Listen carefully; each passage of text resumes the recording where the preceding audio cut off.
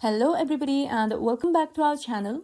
In this video, I'm gonna show you how to fix Gemini AI photo editing if it's not working properly. First of all, make sure your internet connection is stable. Gemini needs a strong connection to process images correctly. Then, check if there's an app update available.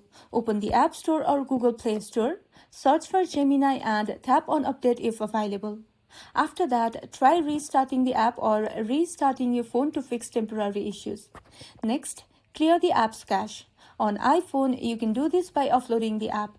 For that, open the Settings app, then go into General. After that, tap on iPhone Storage. Now, find Gemini from the list of apps and tap on it.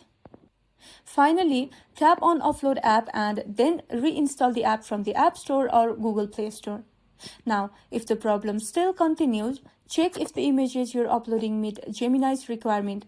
For an instance, supported formats or file sizes. Finally, if nothing works, try logging out and logging back in or contact Gemini's support team for further assistance. And that's all. These steps should fix Gemini AI photo editing not working. If this video was helpful, don't forget to like and subscribe for more of these videos, and thank you for watching.